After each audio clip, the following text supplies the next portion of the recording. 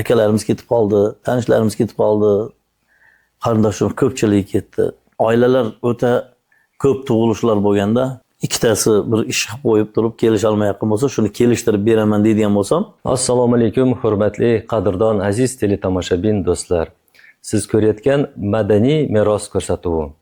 Bugungi bizning avtobiografik suhbat ko'p chimkentliklarga tanigan va viloyatimizda tanigan Do'stlik hamjamiyati bosh mediatori, Chimkent shahar o'zbek madaniyati raisining o'rinbosari, Qozog'iston Xalq assambleya kasbiy mediatori, Chimkent shahar Adil Bey bosh kengashchisi, Respublika muragir ardagerlar kengashchisi, Amir Temur fondi raisining o'rinbosari, Ustoz Joli redaksiyaning o'rinbosari, Amanat partiya aktivisti Shamirzayev Abbas Ahmadchayevichning xonadoniga tashrif buyurdik. Assalomu alaykum.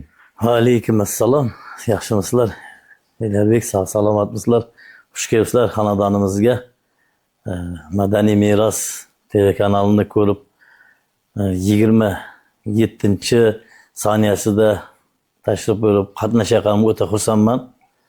Sizga yana bir bor rahmatim cheksiz, chunki siz xalqimiz uchun, millatimiz uchun fidoyilik qilib, jonbozlik qilib, mana shunday yigitlar qatoringizda shu yigitlar bilan apparaturalarni o'rnatib, shu aloqaga chiqib, qaysi kunlar vaqt bo'ladi, intervyu olsak bo'ladimi deb qilgan xizmatlaringizga o'zim rostdan aytsam bir hayratlandim. Shunday yigitlar borligiga o'ta quvondim, gapni ochig'i. Chunki bunday millat uchun jon ko'ydirish hammani ham qo'ldan kelavermaydi.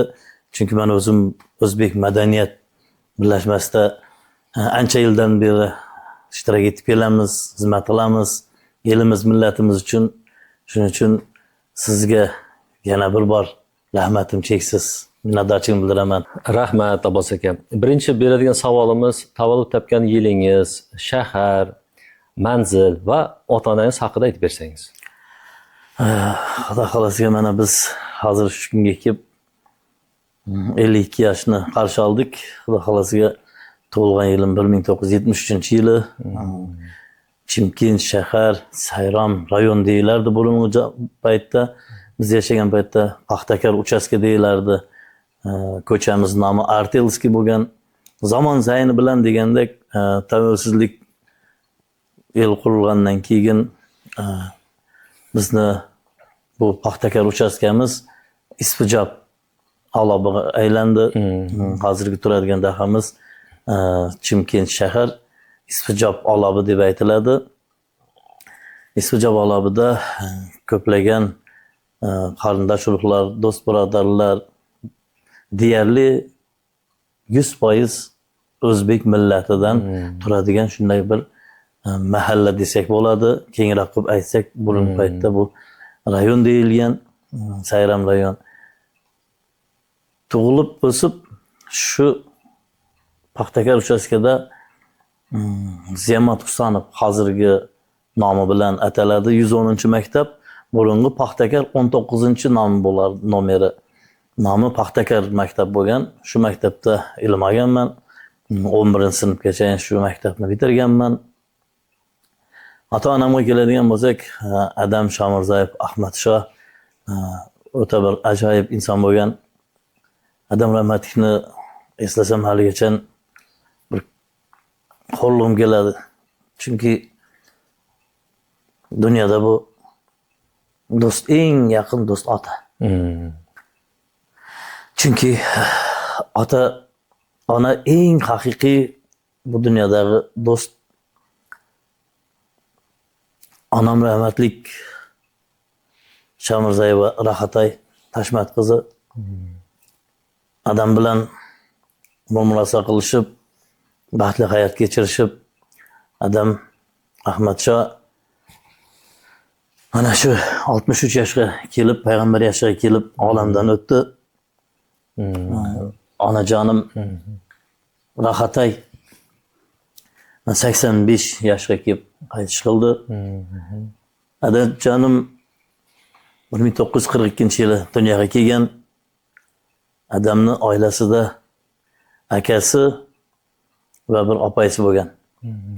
Endi u paytlarda oilalar o'ta ko'p tug'ilishlar bo'lganda, burungi paytlarda 10 talab, 15 talab, qo'shnimiz masalan aytganda 16 ta bolasi bor edi. Ismanchiq akam haligacha ko'z oldimda, otamiz shu Ismanchiq akamni qilgan ishlarini ko'rib bir xilda men ham shu dadamizga o'xshagan bo'lsak deb yurardim. Shu dadalarning yo'lini bosganimga shukur qilaman. Adam rahmatlikni akasi bo'lardi Shappolat aka. Shappolat aka birinchi mana shu Sayram xalq uchun bir moskvishlar shu paytda endi shu yurtimizga Moskvadan keltirilgan paytlarda shu taksichilik qilib Shappolat taksist desa hamma tanirdi.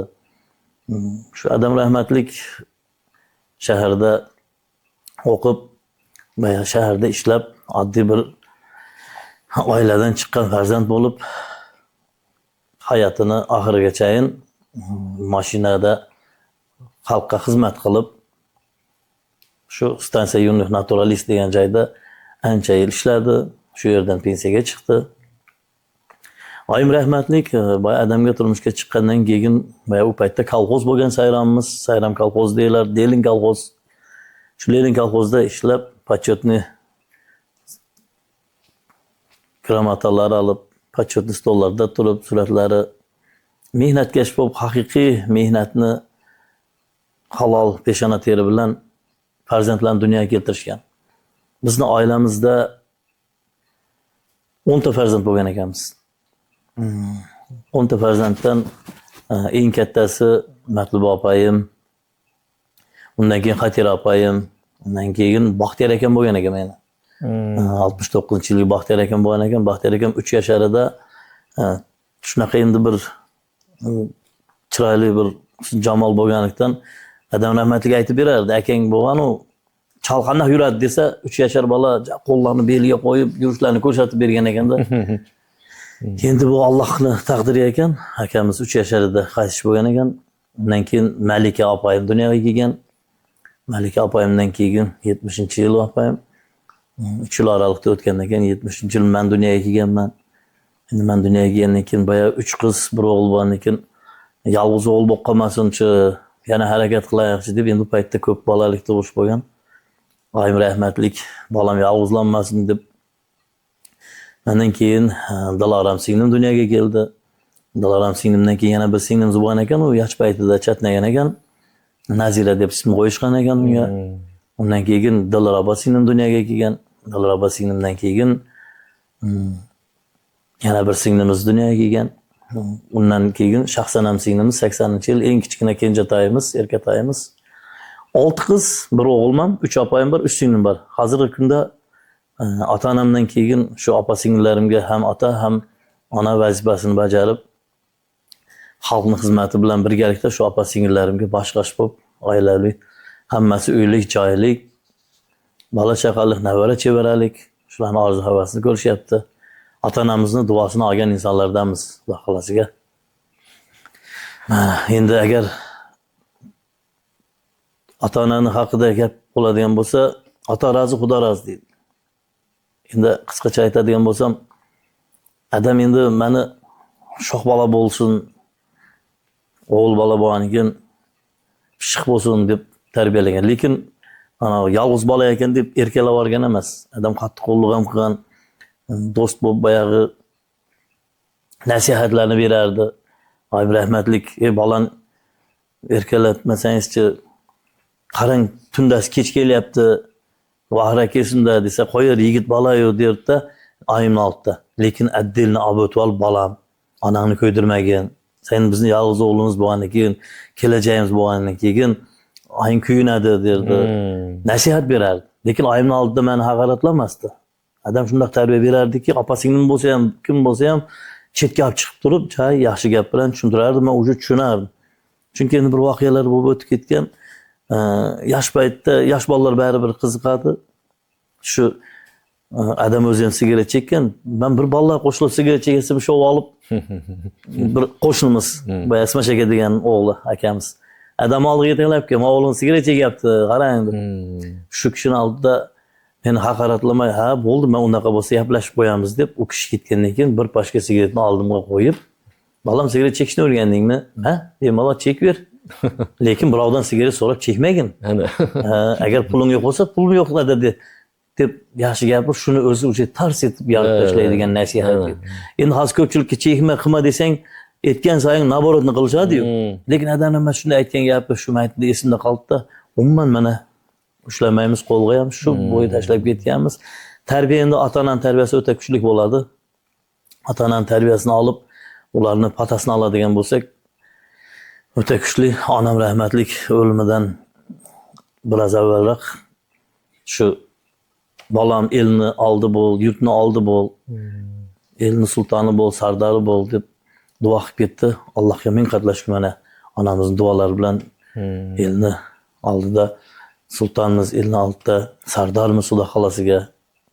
Men ota-onamizni qilgan duolariga, ota-onamizning rozi bo'lganligiga mingdan ming shukr qilaman. Rahmat. Keyingi savol maktab paytini aytib bersangiz. Endi maktab paytga keladigan bo'lsak, maktab paytimiz, bizning zamonimiz o'ta bir ajoyib zamon bo'lgan. Bizning zamonimizda baya 10-sinfgacha o'qish bo'lardi-da. Hozir endi 11gacha o'qish bo'ladi-yu. Bizning davrimizda bayagi 10-sinfgacha bo'lardi. Undan keyin borib 11 yillik bo'ldi. Endi biz oxirgi paytlari shu 11 yillikka ilindik-da. Shu 7-8-sinflarda o'qiyotganimizda biroq 8ni bitirish paytlari bo'lardi. Shuni 8ni bitirib o'qishga tushaman deb yurgan paytimiz, oyim rahmatlik yolg'iz bola bo'lgandan keyin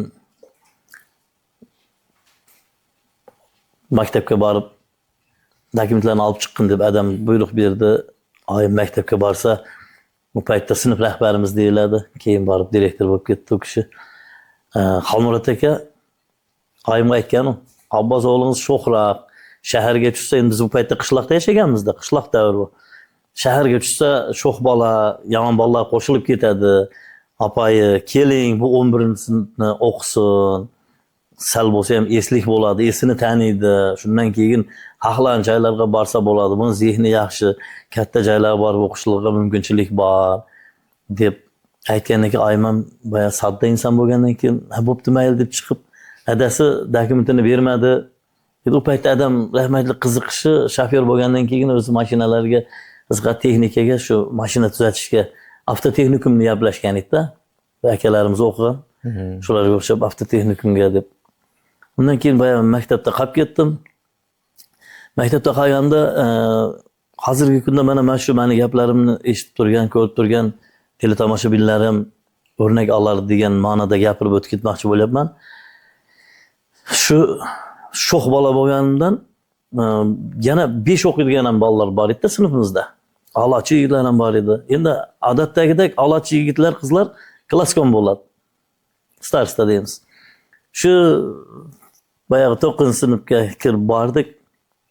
Xalmurat akamiz, sinf rahbarimiz yig'olib, "Xo'sh, yigitlar, qizlar, qani endi o'quvchilar, mana klasskom saylashimiz kerak. Kimni saylaymiz?" deganda, bolalar "Uni saylaymiz, buni saylaymiz" deb, qizlar "Uni saylaymiz" desa, Xalmurat akamiz qarab turib, "Yo'q, Abbosni saylaymiz" dedi. Shu bilan ham bir ikkita qizlarimiz, "Yo'q, Abbos o'zi topalanchi, endi topalan qilamiz, sho'xmiz endi" desa, "Shu mana shu Abbosni o'zi bo'ladi, mana shuni saylaymiz" dedi. Shu bilan meni sayladi. Keyin tushunib yetyapmiz endi. Nima uchun unaqa desak, shu boya sho'x bola, to'polon qilib yurgan bola bo'lsa, shuni chiroyli turdagi tarbiyalanishi deyiladi. Shunda Xalmurat aka, agar balki men shunda klasskom qilganda boshqacha bo'larmidi deyman. Shu klasskom qilgandan keyin men o'zimga o'zim uyaldim. Uyga kelib adamga, oyimga maqtandim. "Men klasskom bo'ldim, ada. Mana 30 ta bolaga" desam, shunda adam nima deydi? "O'tkazib qo'y, bolam, unaqa bo'lsa, sen o'zing tartibli bo'lishing kerak, boshqalarga o'rnak bo'lishing kerak. Seni shu klasskom qilib saylagan bo'lsa, sen shuni obro'yini qo'ldan berma, shu o'qituvchining yuzini yerga qaratma" deb, boya Xalmurat akamizni yuzini yerga qaratmaylik deb, boya yaxshi bola bo'ldik. Keyin tozalik desa birinchi o'rna berdik. Kimni klassi yaxshisa 11-sin bo'lib oxirigacha 2 yil boyagi klasskom bo'lganman maktabda. Shu 11-sin bitirib ketdik. Xalmurat akamizga shunda yaxshi niyatlar qildik. direktor bo'ling deb bizlarga mehr qo'ydi shu inson. Biz ham mehrlik bo'ldik sinfdoshlarimiz bilan 11-A sinf desa, hali shu kungacha esda qolarli klass bo'lganmiz bizlar o'zi. Shu Xolmurod akamiz keyin direktor bo'lib ketdi. Mana yaqin kunlarda pensiyaga chiqdi. Hozir shu insonlarga minnatdorchiligimiz cheksiz. Karimqul degan o'qituvchimiz bo'lardi fizikadan. U paytda dalalarga chiqardik. Dalada piyoz, kartoshka yig'ish, piyoz yig'ish, shunaqa joylar chiqsak, endi boya sho'xlik qilsak, o'qituvchilarimiz Karimqul akam shunaqa qiziq voqea bo'lgan. Kartoshka yig'yapmiz. Shavqin suran, bir-birimizni yaqin yoqqa quvalashib o'ynab, endi dalada endi polya bo'lgan ekan. Karimqul senlarga o'zi tinchlik bormi, yo'qmi, o'tirasanlarmi, yo'qmi?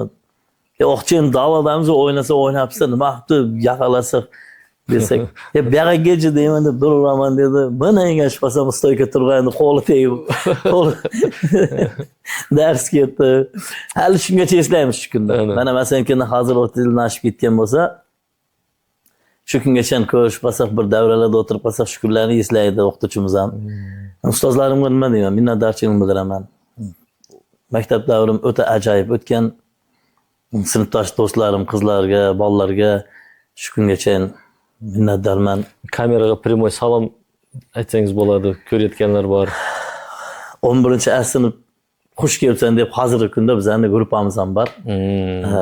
Shu sinfdoshlar men ulfatlarimga ayniqsa baringda ham, yo'ngda ham yoningda turadigan do'stlar shu sinfdoshlar bo'ladi. Men ulfatlarimdan minnatdorman. Chunki ota-ona o'tdi, yonimda yolg'iz bo'lgandan keyin tik turib ulfatlarim bo'ldi. Ko'p yordam tegdi desangiz. Yonimda tik turishib hayotda ham shu kungacha hozir mana do'stlarimga minnatdorman. Yig'ilib turamiz. Agar boshqa joyda bir katta yig'in bo'ladigan bo'lsa ham, ulfatimizda o'tirish bo'ladigan bo'lsa, katta yig'inni qo'yib turib ulfatga kelishga harakat qilamiz. Chunki bu do'stlik, yoshligimizda o'tgan do'stlik baribir boshqacha. Sinfdosh qizlarimizni ko'rib turamiz, xabarlashib turamiz. Olamdan o'tganlari bor bu yerda. Ravshan do'stimiz o'tdi, yoshlar. Undan keyin Komiljon do'stim o'tdi. Mana 1-2 yil bo'lib qoldi. Do'stim Ortiqmat ham kuyov bolam. Ham Sulton tushgan o'rtog'im edi. Mana bugungi kuniga kelib shu do'stim rahmatni 3-farzandi qiz turmushga chiqilyapti. Va xohlasa shu yaxshi to'ylar bo'lsin. Sinfdoshlarim maktab davrimiz o'ta chiroyli, ajoyib o'tgan. Ustozlarim hammasiga qo'lim ko'ksimda rahmatimni aytaman. Ustozlar ko'rib turgan bo'lsangizlar, hammangizlarga Alloh uzoq umr bergan bo'lsin. Sog' bo'linglar, salomat bo'linglar. Rahmat Abbos aka. Keyingi savolimiz armiya paytlaringiz, talabalik. Endi armiya masalasiga keladigan bo'lsak, bayam aytib o'tib ketdim-ku. Ota rozi, ona rozi, xudo rozi degandek deb. Bu yolg'iz bola bo'lgandan keyin bizlarning davrimizda 90-yildan boyagi 93-yillar tavsizlik olgan paytimiz davrlarimizda baya razvol payt bo'ldi. Shunda endi yosh payt burundan bilamiz, armiyaga bormasa qizlar tegmaydi degan bizda urf odat bo'lardi. Armiyaga bormasa nega bormabdi, unga qiz bermaymiz deb shunaqa zamon bo'lganda, shu zamonlar bo'lgan biz davrda. Shuni endi boyagi yolg'iz o'g'lim deb oyim rahmatlik adamga apqala yo'q, molni sotsangiz ham, boshqa qilsangiz ham bola armiyaga bormay qolsin desa, adam qo'yir, o'zi biladi. Yigit bo'lib keladi. Mana biz ham 3 yil xizmat qilib kelganmiz deb adam men tamom bo'ladi. Men ketaman derdim. Qizlar tegmaydi, ayir derdim. Shu bilan boyagi armiyaga prizivga chaqirildik. O'rtoqlarni yig'ib, uyda u paytda provod deyirlardi. Armiyaga ketishdan oldin boya o'rtoqlar ulfatlar kechga yig'ilib, yeb ichib o'tirib, o'yin-kul yiqilib, xayrlashib, ertasiga vaqti borlar olib chiqardik kuzatishga. O'qishlarlar bo'lsa o'qishga ketardi. Shuni boyagi bayankomatga tushdik. O'tirib kechgacha qaytib chiqdik. Shuna bir opa bo'lardi. Sen qipil sopa degan. Buni endi bizning millat, yurt elimiz, mahalla hamma tanirdi. Shu opam shunaqa desa, men yo opa ketyapman erta pata bering deb pata so'rardi endi, pata qilardi. Shisa yo'q ketmaysan sen derdi. Ketdim deb voyankomatga boramiz, qaytib chiqamiz. 15-20 kun o'tadi, yana boya prezident bilet keladi, povyazka olamiz, yana bollarni chaqiramiz, o'tirib yeb ichib boyanaqa yana ikkinchi marta yana shunaqa bo'ldi. Keyin 15 kun o'tdi. Uchinchi martasi yana ketishdik. Uchinchi martasida batamom vokzalning ichiga olib kirdidagi qamab qo'yib, hammamiz bo'ldi, ketadigan bo'ldik deb so'yindik. Shu bilan derazaning chetida adam qarab turadi, qo'l ko'tarib. Shuni ota-onalarimiz boya kuzatishga tushgan. Chimkent Chidi vokzaliga hammamizni olib bordi. Nechinchi yillar bu yerda? 92-yil. 92. Shu bilan shartta olib bordi. Ketdik deb armiya boyagi Atarga ketdik. Ketdi armiya. Shunaqa Atarda borib uncha ko'p bo'lganim yo'q. Bir haftani ichida shu razvolga tushdik shu paytda. Undan keyin qaytib kelganimizdan keyin yana qaytib borib voyankomatga meni yuvorlaring boya Germaniyaga shu paytlar oxirgi paytlar bo'lgan. Germaniyaga borardi, GDR. Shunda aytganda yuvoramiz deb turishdi-da, boya razvol bo'lgandan keyin o'sha bo'ldi, yoq tomonlarga chetga chiqish to'xtadi. Shu bo'yi olib ketdik armiyani payti. Shunda razvol paytida shunda dalvosa bilan o'tib ketdi. Undan keyin boya armiyaga ketishdan oldin o'qishga kirganmiz o'zi.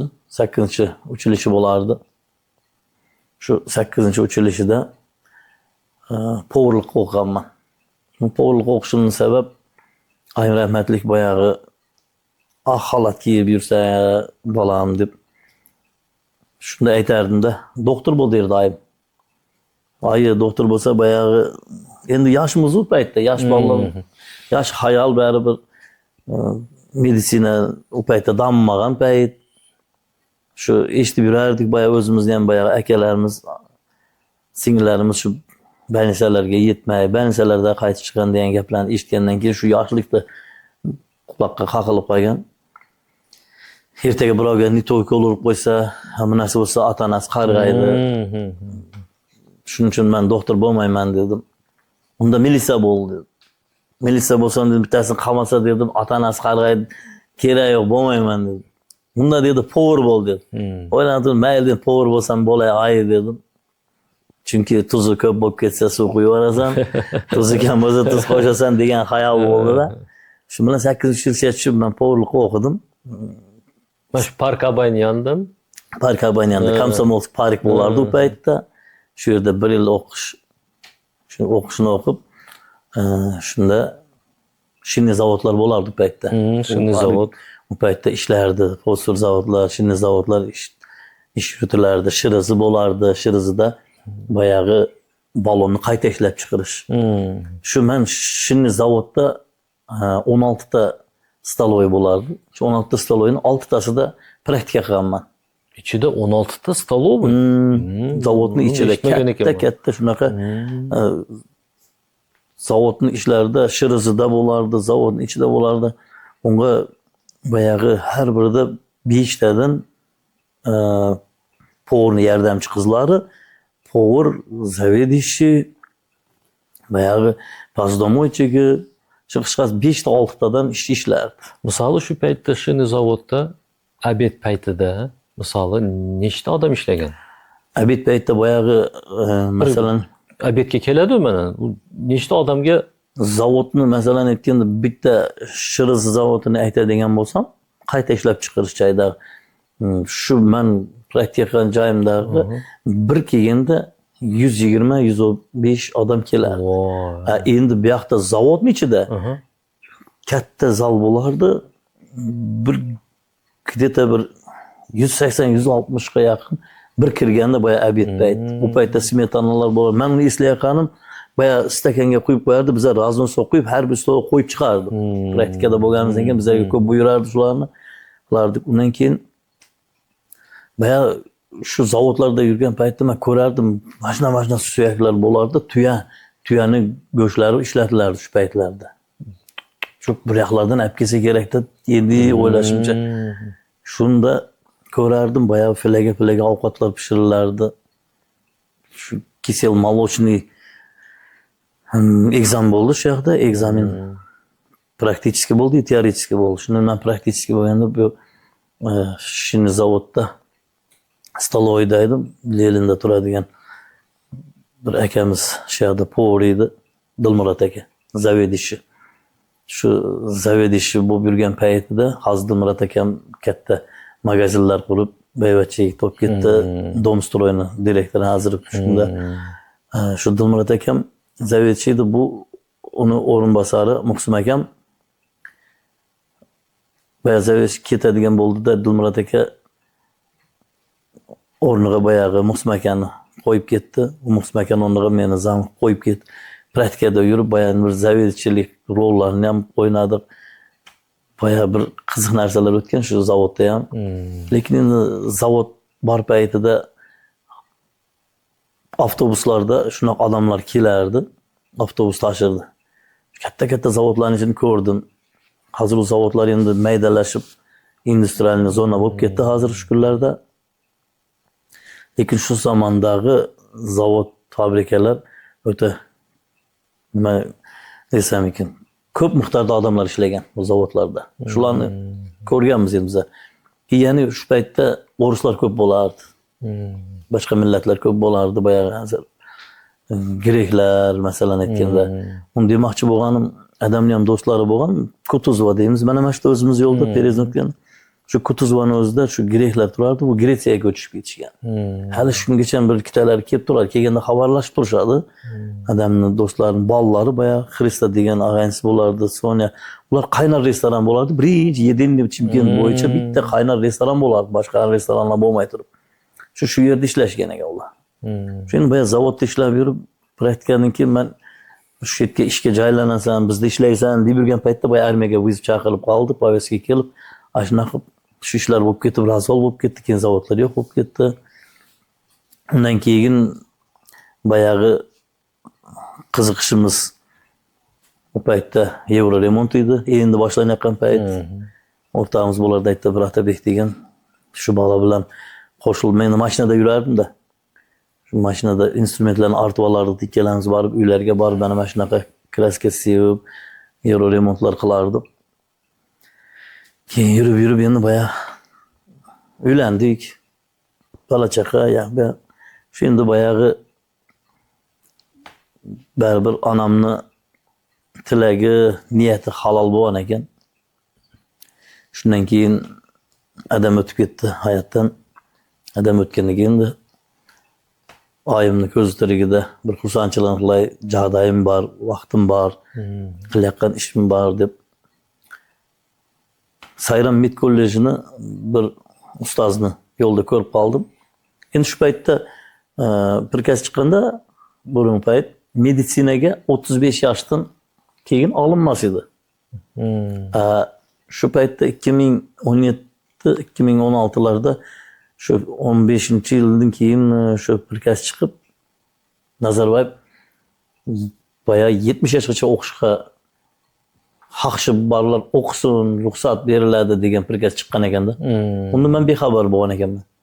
Shu bayağı endi bir ustozni Aygirmapay degan to'xtab kech bo'lib qoldi, olib keta qolay deb mashinada edim. To'xtab olib ketyapsam, kech bo'lib qolibdi, apay qaydan kelyapsiz desam, ha demak o'shunday Sayram Med kollejida жұмыс istayman. O'shunday baldarga maktablarga borib agitatsiya yurgizib kelyaptirman deb qolib. Dedim, men de dedim o'shunday armonim bo'lgan edi, meditsina, mamam qattiq yaxshi ko'rgan mamam dedi. Voy dedi, siz onday bo'lsa dedi, kelsangizchi dedi o'quga dedi. Qalay dedim, men dedim, josim dedim. Borib qoldi qo'y dedim. Yo'q dedi. 35dan keyin meditsina olmaydi deb aytilgan bo'lsam, yo'q, ol joyilgan dedi. Ol zakon qolgan dedi. Nazarbayev prezidentining aytgani chiqqan dedi, 70 gadan o'qishingizga bo'ladi. Shundan siya dedi. Mahir rahmet sizga dedim, shu buna ertagisiga boyag'i tushib borib ko'radigan qiziqishda bor, onamning orzusi bo'lgan deb 2017-yili Sayram meditsina kollejiga bordim. Shunda endi men mana shunday yurish-turish kirib borsam, Endi Akko'naklarda bo'lgankin apaylar ko'rishib, Sizni birov otasi ketdi deb o'ylagan. shunaqa deb tekshirishga keldi deb o'ylagan ekan. Ilonsa bir nimaga kelding degan bir ikkita tanig'anlar, voy Xayolga kelmayapti student. Xayolga kelmayapti, meni o'qishga O'qishga keladi. keldi. Shu bilan nimaga keldik deb tanimaganlar boya tekshirishga keldim deb o'ylagan. Ha, taniganlar voy men Abbos aka degan. Shu bilan boyagida kirib bordim, direktor bormi deb so'radim. So'ng direktor yo'q edi dedi. Qachon kelasan? Mana shu payt keladi. Bo'pti deb kirsak Alisher Saburov mendan yosh yigit endi. Lekin ustozimiz rahmat.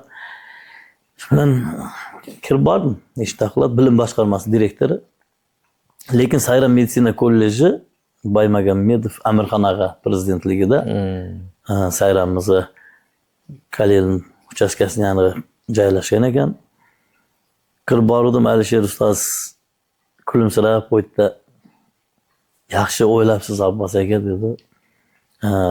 Siz bizga yordamchi bo'lasiz, biz sizga yordamlashamiz bir-birimiz bilan dedi. Shunaqa xudo xolasiga o'qishlarni yaxshi bitiramiz deb.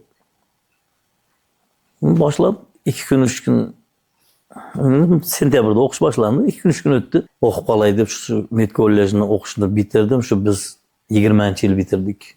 20-yili o'zingizning xabaringiz bor, Aharbek. Koronavirus. Yomon kun boshimizdan o'tdi. Qorong'u tun bo'ldi. Bu koronavirus yog'ildi. Bu koronavirusda aka-uka bir-biri bilan qo'l berib so'rashmadi-yu. To'g'ri. Nima degan shafqatli voqea bo'ldi.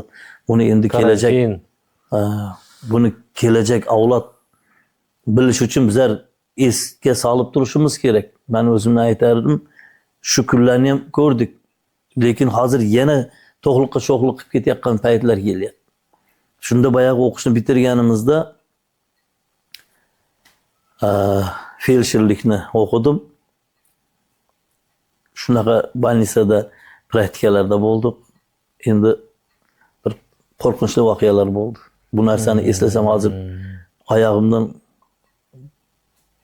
boshimgacha sochim tikib jimirlab ketyapti. Chunki shunaqa qo'rqinch bo'ldi. Kiyimlar kiyib, qo'llarimizni spirtga yuvib, shunaqa poложениyalar bo'ldi. Akalarimiz ketib qoldi, tanishlarimiz ketib qoldi. Qarindoshlar ko'pchiligi ketdi. Ana shu paytda bilasizmi? Medsestra qizlarimizni topish muammo bo'lib qoldi.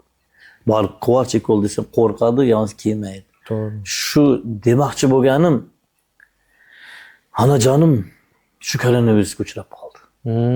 Endi shu koronavirusga uchrab qoldi. Shunda endi ayolim ham qizimga beremenni payti uyni yo'lning chetida turardim. Yo'lning chetida turgankin katta trassa bo'lib ketdi. Qovur-shuvur mashina yaqinlab o'tgan, onajonim yosh kelib qoldi deb qo'rqdim. Ko'chaga chiqib ketmasin, shu mashina tegib ketmasin degan xayol bilan shu uyni almashtiraman deb bu yoqda bu uyni solaman degan paytim shu koronavirus boshlandi. Ayolim og'rayaqliq oyi ko'chaga chiqmanglarchi. Hatun ayma qara ko'chaga chiqmalaring, eshikning yog'i o'tmalaring.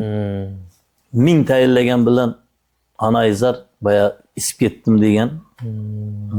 Umr yo'ldoshim baya beremen bo'lgan keyin kirib yotib birpas texchas qilamiz deb oyimga uxlagan paytda bu kelin uxlab qolsa, oyim chiqib ketganda. Yonimiz to'yxona. To'yxonaga kim kelsa shu bilan oyim o'zi shunaqa bir ajoyib oliyjanob inson bo'lgan. Quchoqlab o'perardi. Kimni bo'lsa o'z bolasida ko'ngliga. Shu boyag'i tars kimnidir quchoqlab o'pgan paytida boyag'i koronavirusni yuqtirgan.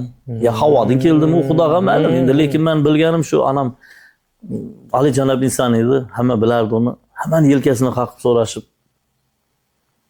Kech bo'ldi, kechga taraf o'sha holdan taya boshladi. O'sha ertasiga azonda tursak, hol yo'q, turmaydi. Qo'rqinchli holat bo'ldi. Doktorni chaqirib, doktor tekshirsam, mana shu dorilarni qiling dedi. Aptekaga kelib zvont qilsam, ukamga aka dedi, men o'zim dedi, bir o'lib tirildim dedi. Endi oyoqqa turyapman, ishga chiqmayapman dedi. Akamga borsangizchi dedi. Alloh rozi bo'lsin shu ukalarim baridan. Shu bilan olimga bordim. Olimga dedim, mashina yozib berdi dedim. aka dedi, sizga bitta anaqa dedi, o'zingiz ham mediksiz bilasiz dedi. 5-10 mingni farqiga barmang dedi. Keyin million ham sizga yordam bermaydi. Shundoq ayingizni o'tkazinglar dedi, apchi bitta kirti qildirib yuboring, bari rovna bo'ladi, yasna bo'ladi.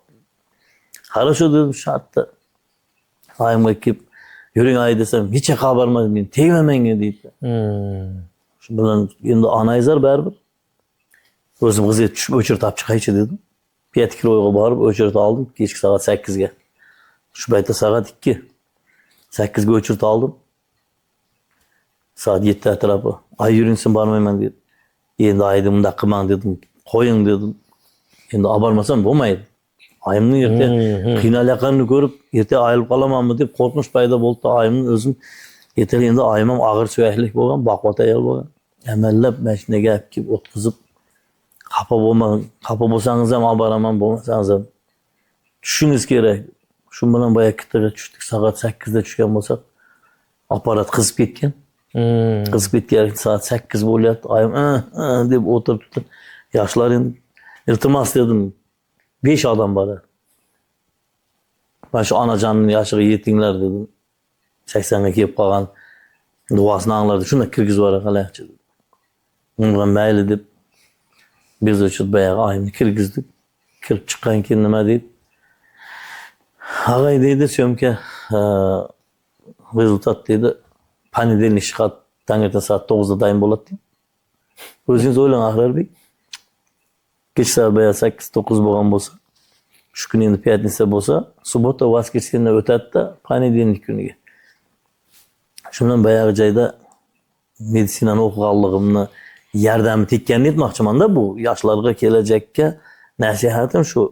O'qigan bir joyda bo'lsa, bir joyda foydasi tegadi-da. Ilm hech qachon ziyoni bo'lmaydi, foydasi ko'p bo'lar ekan. Shu bilan men bayog'i bolaga iltimos dedim, menga dedim, rezultatini keragi yo'q dedim, pandemiyaga olib beraman dedim. Pulingani chiqarib berishing iloji bormi? Ya, uni iloji bor dedi. Shu pulingani chiqarib berchi menga dedi. Shu bilan boya pulingani shunday chiqarib berdi. Pulingani olib oldim, oyimni mashinaga o'tkazdim. To'g'ri Maqsad degan vrachimiz bor Sayramda. O'ta kuchli, bir yaxshi yigit. Ko'p odamga yordam tekkan. Maqsadga ben rahmatini ham aytib qo'yaman ko'pchilik nomidan ham. Shu Maqsad shunday ko'rdi, hoji aka dedi, agar dedi ulgursangiz dedi, mana shu dorilarni tez borib olingda dedi, harakatingiz qilib qanday bo'lmasa dedi, yarim soat dedi. Yarim soat? O'sha dedi, mana qarang dedi, o'rab qo'yibdi dedi.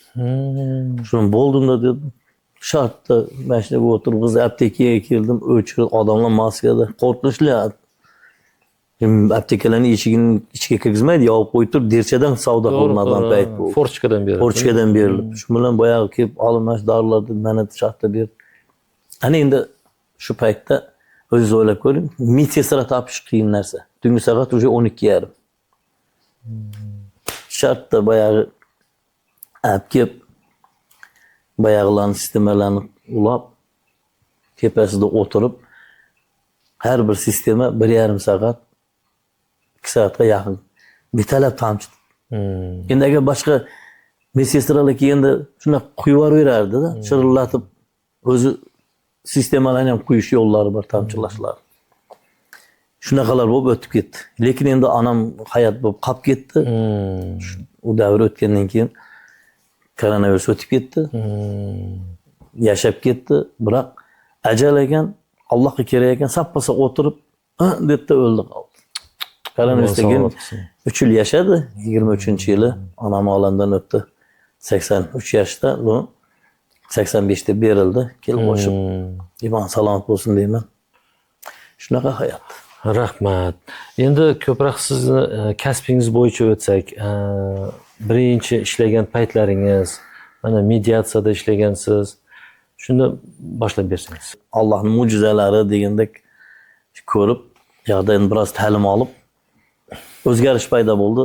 Xalqqa degan, hayotga degan o'zgarish, savob ishlarga qo'l urish. Shu 2012-yili Nishonboyev Tohir aka bilan aka bo'lib 2012-yil esimdan chiqmaydi, chunki oldi berdi qilamiz shu paytda. Shu Tohir akaga havas qilganman.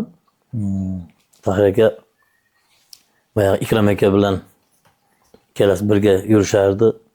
Şularni ko'rgan odam havas qilardi. Bayog'i qilishayotgan ishlari xalqimizga, millatimizga faolligi. Shu bilan ko'rib yurib 12-yili Tahir aka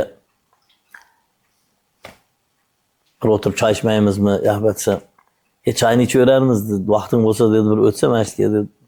O'taydi bir ishora bo'lib qoldi madaniyat sohasida.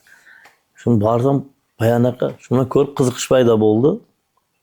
Shu Tahir akaning yonida yurib, boyag'i mayda shuda ishlarga borib turib, yo'q qilib yurib, ko'rib qiziqish paydo bo'lib, madaniyat sentriga a'zo bo'ldik.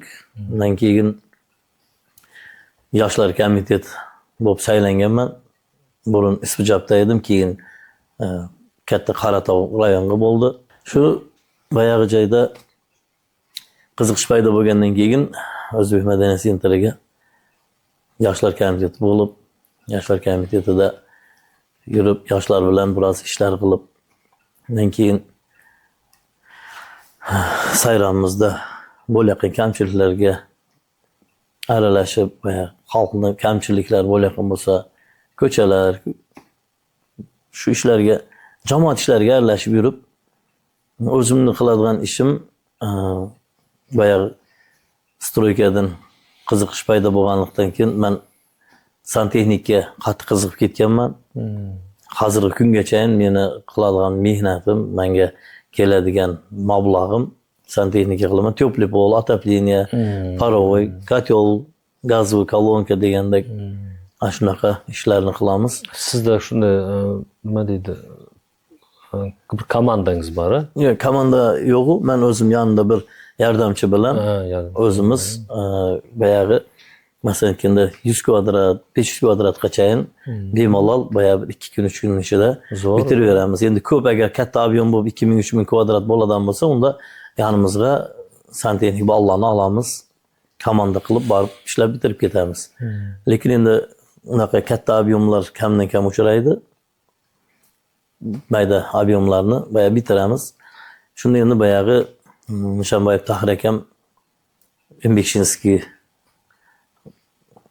rayonni O'zbek madaniyati raisi bo'lgan. Shu payt undan keyin borib shaharga rais bo'lib saylandi. Yonida yurib bayog'i u paytda Nur Otan partiyasi bo'lgan. Undan keyin borib Amonat partiyasi bo'ldi. Shu Nur Otan partiyasidan beri partiyaga a'zoman. Tahir akani o'rinbosari bo'lib, yordamchisi bo'lib, bayog'i Tahir aka bilan birga shu pnevmoniya paytda ham Tahir akam bilan qancha odamlarga paket qiyinchilik payti edi. Go'shtlar taratish, narsalar, maskalar taratish, partiyaning nomidan ham, o'zimizning nomimizdan ham. Tahir akamning bayog'i 50 ta spiskasini ko'rardimda, havas qilib, yetim yesirlar, invalidlar spiskalari bor edi. Shukur, mana shu katta bo'lib bayog'i joyda bo'lib ketsa, shunday ishlarni qilamiz deb niyat qilamiz. Shu kunlarga yetdik, shu akamizni yonida yurib. Shundan bayog'i 2020-yil endi bayog'i meditsina sohasini bitirgandan keyin ham ishlayman, doполнительно o'qib ketaveraman-da endi. Shu medakademiyaga bordim, katta vrach bo'lishdi deb. Bu yoqda 7 yil o'qish kerak degandan keyin unisiga ham ko'ndim. 1,50,000 to'laniladi yiliga dedi. Unisiga ham ko'ndim, lekin yana bir narsasi bor dedi. Siz oilali ekansiz dedi. Sizga dedi bir yomon tomonini aytay dedi. 3 marta o'qishga kelmasangiz dedi, отчисление olib ketasiz. Ana. Akademiyada 3 kun agar meditsina shundaqa darajada kuchaygan paytlar ekan shu payt. Hoppa dedim, endi bu paytda bizlar endi kelolmay qolsam 3 marta qiyin joyday bo'lar ekan dedimda, men meditsinadan qoldim. Biroq vaqtni o'tkazmayin deb Moskovskiga dokumentimni chopshirib qo'ydim. Qolgan paytda Libojaga o'tkazaman deb.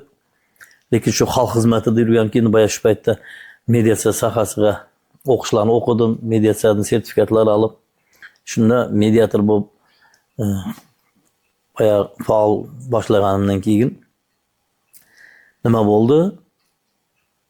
Shu soha menga yoqqandan keyin baribir shu narsa menga kelajakda kerak ekan, kelajakda men shu narsani davom etkazadigan bo'lganimdan keyin men endi qachongacha santexnika qilib o'taman.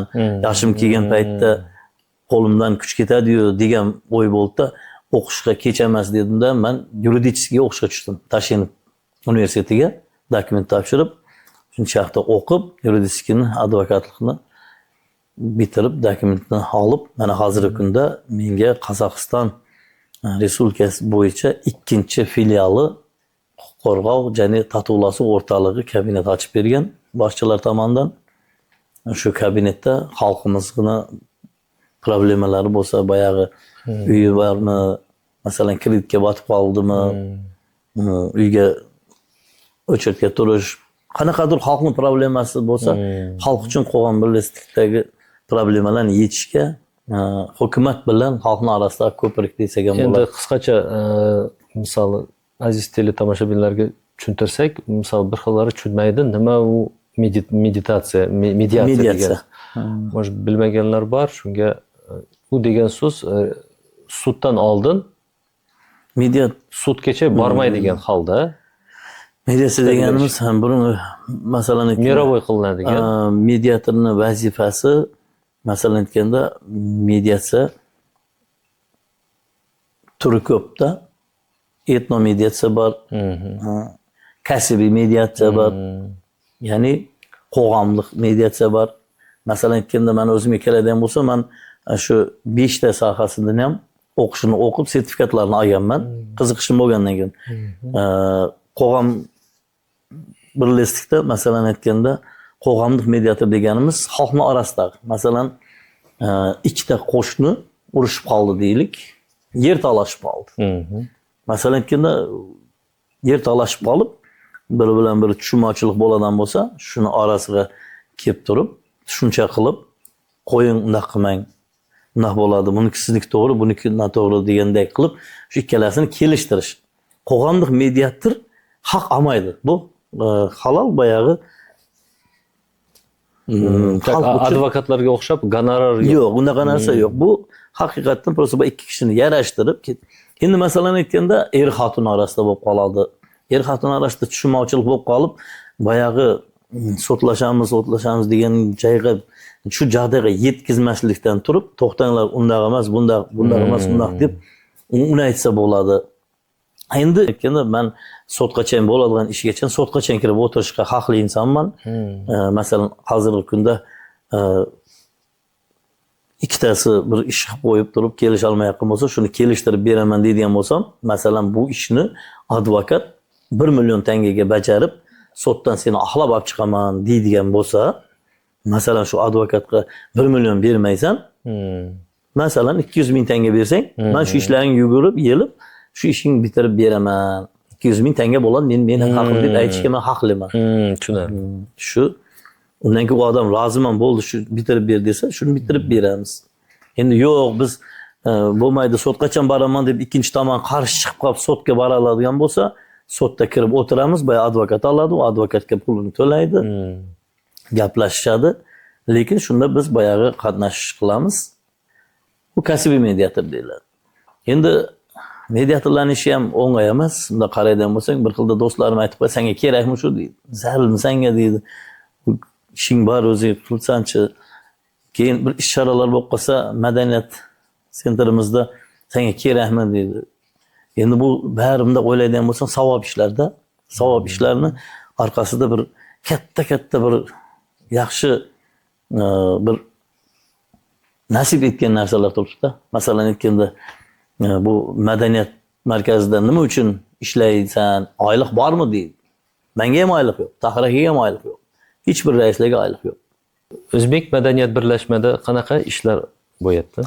O'zbek madaniyat birlashmasida masalan aytganda bizni do'stlik hamjamiyatimiz, bu respublikanskiy deyiladi. Respublikada hozir yangi boshimiz saylangan Abdulla Ismatllayev shu boshqarmasida. Men shu do'stlik hamjamiyatini yig'indagi bosh mediatorman. Chimkent shahrida Nishonboyev Tahir aka megapolisning raisi, ya'ni Qozog'iston Xalq Assambleyasini to'rag'i o'rinbosari Tahir aka. Shu Tahir aka bilan birgalikda ish yuritamiz. Bizlarning 5 ta rayonimiz bor. 5 ta rayonning 5 ta raislari bor. Shu 5 ta raislar bilan men Tahir akaning o'rinbosari bo'lgandan keyin Tahir akani qilayotgan ishlari o'ta bir ajoyib, komandani moshina qilib qo'ygan. Bu komandamiz millatimiz uchun, xalqimiz uchun haqiqiy fidoi mehnat. Hech qanaqa mablag' haq to'lanmaydi bizga. Biz o'zimiz boyagi do'st birodarlardan, shu fidoilardan yordam qilamiz deganlar bo'lsa yordam qiladi. Ana endi bu madaniyat markazida qilinayotgan ishlarimiz, masalan, hokimiyatimiz tomonidan programmalar bor. Bu programmalarga kiritilgan, masalan, katta bayramlarni aytib qo'ya qolay. Endi mayda judalarni aytib o'tirib vaqt ketkizmay, kattalariga masalan tillar bayrami. Bu respublikanskiy darajada o'tadigan tillar bayramimiz bor. Shahar miqyosida o'tadiganlari bor. Keyin yana osh festivalimiz bor. Osh festivalimiz masalan aytganda o'ta bir o'zimizni millatimizni taomi, yana ofarin ko'riklari bor. Masalan shu ofarinlar bo'lganda shu Tahir akam boshlig'ida boyag'i ofaringa konsertlar uyushtirib beriladi. Bu bari tekin bo'ladi xalq uchun. Boyag'i xalqimiz uchun, millatimizni boyag'i urf-odatlari ko'rsatiladi. Shunaqa ishlar bo'ladi madaniyat sentrida. Rahmat. Endi men sizni mana shu yerda medal, ordenlar ko'rayotgan ekanman. Shu haqida aytib bersangiz. Endi bu medallarga keladigan bo'lsak, bu medallarning har birini o'z o'rni bor. Boya aytib o'tib ketdim-ku sizga. Odamlar savol beradi. Senga kerakmi shu bir tiyin pul to'lamasa, oylig'i yo'q bo'lsa, benziningga yetkazib, bu yoqqa yugurasan, bu yoqqa borasan deb. Endi masalan aytganda shu qilgan xizmatimizni evaziga bu mehnatni qilgan insonni ko'rgandan keyin bu inson taqdirlanadi deydi. Marapatlanadi. Biz endi shu qilayotgan xizmatlarimizni ko'rib turibdi. Masalan aytganda Tahir aka usunus beradi. Mana shu meni raisim yo meni o'rinbosarim mana shu aktiv, yaxshi xizmat qilyapti. Mana shu loyiq shu alg'isxatga yo shu medalga deydi, usunus beradi. Masalan aytganda men xursandman. Shuncha qilgan xizmatlarim yurtimizni boshchimiz, prezidentimiz masalan aytganda Qosim-Jo'mart To'qayevdan olingan medal mana. Misol aytganda bu To'qayevdan berilgan. To'qayev prezidentimizdan berilgan. Qozog'iston Xalq Assambleyasining to'rag'asi Qosim-Jo'mart To'qayevdan berilgan. Masalan aytganda bu men uchun bir faxriy unvon deb hisoblayman. Bu meni shuncha yillik rahmat, shuncha yillik qilgan yugurgan xizmatlarimni evazi deb bilaman. Buni mana shu yerda olg'iz xat bor ekan, Qosim-Jo'martning qo'li bilan. Mana bu olg'iz xatimiz Qosim-Jo'mart To'qayev prezidentimizni, Qozog'iston Respublikasi prezidentimizni Ostonadan, Axurdadan 2026-yili Navro'z oyida berildi. Masalan aytganda bu xalqimizga qilayotgan xizmatimizni, elimiz uchun yugurayotgan, vaqtimizni zayi ketayotgan yo'q, shu marapatlarni olyapmiz. Shu bizlarning faxrimiz. Masalan aytganda bu prezidentimizdan olishni o'zi men bilmadim. Yashang, buyursin. Qanday o'ylaydi odamlar, lekin bu yerda juda ko'p olg'iz xatlar bor ekan, sertifikatlar bor. Intervyuni oxirida aziz teletomoshabinlar o'tkazib yormanglar. Ko'p shu olg'iz xatlarni, suratlarni qo'yib ketamiz. Rahmat. Endi keyingi savolimiz sizga o'zingizning oilangiz, farzandlaringiz haqida aytib bersangiz. Oilam haqida keladigan bo'lsak, oilamda turmush o'rtog'im bilan o'ta baxtli hayot kechiryapmiz. 3 qizim bor. Bir o'g'lim olamdan o'tgan, Abdulloh. Yosh paytida Alloh yana kuch-quvvat berib, umr bersa, nima deydi, payg'ambarimiz ummatlarni ko'paytinglar degan, Alloh o'zi nasib qilsa yana bir farzandlar ko'ramiz degan niyatlarimiz bor Xudo xolasiga. Shu o'g'limizni o'rni to'lib ketar deb katta qizimni uzatganman. Yoqdan nevaralarimiz bor. Ikkinchi qizim ham turmushda. Yoqdan ham bir nevara qizim bor. Ismlari? Kattasi Qurbonay qizim. Kichkina qizim Maftuna. Eng kichkina hozir erkatoyim Maryam. 5 yoshda No'lovoyga boradi. Bu demoqchi bo'lganim shu ada uka olib kelib bering deydi endi yosh bo'lganda. Mashallah, bo'lsin. Shunga Xudo xolasa yosh bolalarning niyati xolis bo'ladi degandek, Xudo xolasiga Alloh berardan qo'ymasin deyman. Rahmat. Keyingi savolimiz sevimli mashg'ulotlaringiz. Sevimli mashg'ulotlarim masalan aytganda boya aytib o'tib ketdim, Beshqo'rg'on birlashishda ishlayman deb. Lekin hech birida mablag' yo'q, oylik yo'q degan, lekin shu men uchun sevimli mashg'ulot. Masalan aytganda Qozog'istonimizni patrioti bo'lib, o'zim shunchalik yugurayotgan bo'lsam, kelajakda yoshlarga ham o'rnak bo'lsin, shular ham patriot bo'lsin deb muragalardagilar tomonidan men borib boya mashg'ulotligim, qiziqishligim har xil seremoniylar uyushtiramiz. Muragalardagi og'alarimiz bor. O'zimizni hozir Qoratovdanda bir 300 ga yaqin ardagirimiz bor. Burun endi undan ko'p bo'lgan. Lekin bir 20 ga yaqini ko'ngil yaqinlar, yaqinroq uchrashuv qilib boyagi maslahatlashgan holda shu maktablarga boramiz. Ko'rganlar aytadi-da, "Sizlar deydi, nima bo'ldi, medallarni taqib olib aytdi, yurasanlar urushda qatnashganmisizlar" deydi-da. Men endi shu tomoshabinlarga aytadigan so'zim, bu narsa ko'p joyda bo'lar ekan. Bir xilda kommentlarda yozilib tushunmaydi-da, tushunmaydi bir xillar. Shuning uchun men tomoshabinlarga aytadigan so'zim, urush paytida yaxshi millatimizni, yurtimizni, elimizni qo'riqlab ko'kragini o'qqa tikkan ota bobolarimiz deb gapiramizda, shu 41-yil, 45-yil oxirgi endi urush bo'lgan paytni eslaganimiz, biz bilganimiz, shu g'alaba qozonishi bular ko'kragini o'qqa tikib, shu yurtimizni mana shu zamonni qo'riqlab, mana shu zamonni bizlarga tashlab ketgan ota bobolarimiz. Shularni ruhlari shod bo'lsin deyman. Lekin shular paytda endi boya medallar berildi, xizmat qildi deb. Endi lekin bizga berilayotgan medallar masalan qilayotgan xizmatimiz uchun. U medal degan narsamiz to'lka urushda bo'lgan odam uchun beriladi degan narsa emas. Yaxshi xizmat qilgan. Masalan men doktorlarga, men ustoz yo'lda o'zim masalan endi To'rayim o'rinbosarman. Usunuz tushadi, usunuz qabullanadi, boradi. Masalan Abbas Mirzo dedi, "Bunaqa xabar bilan taqib kerak" dedi. Masalan aytganda mediklar bor, o'qituvchilar bor. Shularga masalan usunilgan odamga boyagi medallari taqiladi.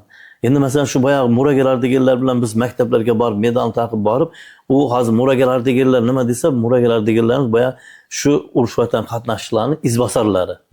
Keyin Afg'on so'g'is ardagirlarimiz ham bor bizda. Shu Afg'on so'g'is ardagirlari bilan birgalikda men ularning prezidentiliman. Shu yig'ilib shu maktablarga ishora qilamiz, uyumlashtiramiz. Endi meni qiziqadigan mashg'ulotlarim shular. Masalan aytganda Adilbiylar bilan birgalikda ish yuritadigan bo'lsam 5 avdonga, 5 avdon degan bu yoqda Qoratov, Al-Farabiy, Embekshi, Turon. Shuni bizlar borib xalq bilan muloqot. Men masalan aytganda xalq qiynalayotgan joyi, bir joyda svet osvesheniyasi yo'q bo'lsa, mana shuni endi xalqni usunisi bo'yicha boyagi yozib turib, hokimiyatga kelib shu joyda shu mestopolijani tashlab shu xalqni salmash kamchiligi bo'layotgan ekan deb usunus beramiz, boyagi protokol asosida yozamiz. Bu chetga keladi-da, hokimiyatlarimiz hozir rahmat. Men o'zim o'ta bir quvonchliman. Negaki bizni shahrimizga, Chimkent megapolisimizga o'ta bir kuchli Allohning bergan bir hokim kelgan. Bu hokimimiz xalq uchun shunaqa bir jon ko'ydirib, shunaqa xalqqa hamma uchun yaratib beryapti. Gap yo'q. Shunday insonlarni yonida bir tik turib qo'limizni cho'zib xizmatimizni qilsak degan umiddaman. Endi yoshlarga ham aytadiganim, qarab turganda olma pish og'zimga tush deganda u hech kim berib qo'ymaydi. Harakatda barakat deydi. Endi harakat qilish kerak. Harakat qilsa hamma narsa bo'ladi. Rahmat. Keyingi savolimiz hayotdan qiziqarli voqea. Endi hayotda qiziqarli voqealar ko'p u. Buni barini endi aytib o'tsak vaqt ham yetmaydi. Hayot o'zi bir qiziq narsa. Bu hayotning qiziqligi shunchalik qiziq voqealar ko'pki, masalan, hozir shu kunga keladigan bu hozir to'y masalalari, isrof etishni oldini olish masalalari keladigan bo'lsa, hozir do'stlik hamjamiyatini yonida tuzilgan va oqsoqollar kengashimiz bor. Arifjon akamiz boshlagan komanda, shu birga boramiz. Mana o'tganda Turkiston chaqirdi, Jambul chaqirdi, bordik, shahrimizda o'tyapmiz. Endi bu xalqimiz uchun qilinayotgan ishlar, millatimiz uchun, xalqimiz uchun bo'lgandan keyin fidoyilik, bu xalqimizga iltimosim, nimani qo'rqsang, shunga zar bo'lasan degan. Endi vaqtida biz ham yosh bo'ldik, lekin endi hozir yoshimiz katta bo'lgandan keyin yoshlarga beradigan nasihatimiz, iltimosimiz deb aytaman men. Shu narsalar hayotga to'g'ri qaralsa, hayotda shunaqa narsalarni короче to'g'ri qabullashsa, bir inson chiqib yapsa, anomi o'zimdaq edi, bundaq edi degan gapni qo'yish kerak. To'g'ri. Negaki bir inson shu gapirsa, xalqim uchun, vatanim uchun deb jon ko'ydirib gapirayotgan insonda shu narsani odam to'g'ri qabullash kerak deb iltimos qilaman men. Masalan, hozir TikTok deymiz, Instagram deymiz, shu Facebookda qo'yasizlar. Facebookda nimasi bor sizlarda stranичка? Endi mana bundaqda men shu narsani aytib o'tib ketayda, Axarbek sizga. Facebook bor, Instagram bor, TikTok borda, WhatsApp gruppalarimiz bor. Endi qarang, Facebookda aqlli inson, men o'zim shu narsani tushunib yetdimki, Facebookda yomon narsa kommentar yozilmaydi. Bilasizmi? Facebookda negaki bu Facebookda boya ilmliklar Facebookni ko'pchilik ham tushunmas ekanda. Men shu narsalarning farqiga yetganligim sababini aytib o'tib ketyapman. Facebookda ko'p narsalar kommentlar yozilmaydi. Ili like bosiladi, ili o'shunday bo'ldi deydi, ili bunday bo'ldi deydi. Instagramda ham uncha kommentlar yomon yozilmagani bilan TikTokda ko'pincha yomon anaqa negativlar yozilar ekan. Shu chunki demoqchi bo'lganim bu TikTok hamma qo'llaniladigan bo'lgandan keyin yerda aqlli ham, aqlsiz ham va aqlsizlar bir narsani yozaveradi. Men qo'limni ko'ksimga qo'yib iltimos qilardim xalqimdan. Xalqimdan iltimos so'raydiganim shu TikTokka kerak emas narsani avvalam qo'ymanglarchi deyman. Chunki shu narsani ko'rib, nafratlanadigan narsani ko'rib, yomon komment yozib bir-biriga dushmanlik bo'lishligi, bir-biriga yomon ko'z qarashligi kelib chiqadi. Undan keyin boyag'i TikTokka bir narsalarni qo'yishib turib, TikTokda boyag'i shu bir-biri bilan uchrashadigan, qisqasi urush to'polon bari shundan kelib chiqadi ekan. Buni endi Senat deputatimiz Alisher Satoldiyev ukamizga ham iltimos qilamiz. Alisher shu endi boya Senat deputatimiz Alisher ukamiz boyag'i TikTok bilan ancha harakat qilib, yaxshi yo'lga solishga harakat qilib shu yo'lga soldi. Lekin endi odamlarimiz ham o'z harakat qilishsa deyman-da. Odamlarimizni o'zlariga ham iltimosim boyag'i yomon komment yozmasa, ko'rdingmi? Bo'ldi, yozmay qo'yaqa. Like bosim kelmayapti, bosmay qo'yaqa. Misol, endi buni orqasidan qancha to'polonlar chiqyapti. Birini-biri ushlab, keyin nakazat etib, aytga chaqirib, urush to'polon, yo'qsa bir natsiyani ikkinchi natsiyaga shu narsadan ko'p narsa kelib chiqyaptiki, men shuni ko'pchilik agar buni ko'radigan bo'lsa, iltimos qilgan holda aytyapman buni. Qanday tushunishadi, to'g'ri tushunsa deyman, lekin bu chiroyli yashayotgan hayotimizga yomon ritkalar solinmasa deyman. To'g'ri, to'g'ri. Juda qiziqarli bo'ldi. Endi bizlarda oxirgi savolimiz, xudo xolasa bu intervyu ko'p yillar davomida YouTube kanalimizda turadi. Primoy kameraga o'zingizni kelajak avlodlaringizga tilaklar. Endi avvalambor Axarbek madaniy meros kanaliga boya boshida aytib o'tgandek rahmatimiz cheksiz dedik. Bu qilayotgan ishlaringiz o'ta kuchli. Mana shu madaniy meros nomi o'zi aytib turibdi. Meros deganimiz bu avloddan avlodga qoladigan bo'lganiga ertaga men kelajak avlodimga aytadigan so'zim faqat yaxshilikning mukofoti yaxshilikdir degan bizni ustozimiz Ubarlek rahmatlik ko'p aytardi. Yaxshilikning mukofoti yaxshilik. Yaxshilik qilishga harakat qilaylik. Kim bo'lishimizdan qat'iy nazar. Hayotda bugungi kunimiz ertangi tarix deydi. Taqdirga tan berish kerak deydi. Mana shu kun bo'lishligini hech kim o'ylagan emas. Men o'zim rostdan aytsam bunaqa narsa bo'ladi deb o'ylab ko'rgan emasman. Lekin hayolimdan o'tkazganman, shu kunlar keladi, men o'zim haqimda bir kitoblar chiqaraman deb. Xudo xolasa u inshaalloh hayotda kelajagimda hali bo'ladigan narsa. Chunki men endi boya qisqa qilib aytganimizni o'zida ancha bir soatdan oshib ketdi gapimiz. Lekin o'zingiz ham payqagan bo'lsangiz, bu yerda turgan narsalarni butun narsa har birini bu yerdagi bu fotoda turganlarni har birini o'ziga yarasha bir tarixi bor narsa. Bu haqida men xudo xolasa tegnimiz sog' bo'lib, yurtimiz tinch, zamonimiz omonchilik bo'ladigan bo'lsa, bu haqida albatta kitoblar chiqaraman. Tarix abadiy qoladigan narsa. Bu demak millatimizni obro'yi uchun, g'ururi uchun xizmat qilib kelyapmiz. Kelajak avlodga faqat xizmat qilsin, halol mehnat qilsin, xalqimizga o'zini mehnatlarini singdirsin. Qozog'iston xalqimiz tinch bo'lsin, bayrog'imiz biyiklardan ko'rinaversin. Meni tilagim shu. Rahmat Abbos aka. Sizga tilaydiganimiz uzoq umr, sog'-omon bo'ling. Siz bilan yaxshi kunda ko'rishaylik. Rahmat. Mana shunaqa xalq xizmatida hamisha bo'ling. Hurmatli aziz teletomoshabin do'stlar, bugungi mana shunaqa avtobiografik suhbatimiz o'zining nihoyasiga yetdi. Sizlar bilan ko'rishguncha xayr, sog' omon bo'linglar.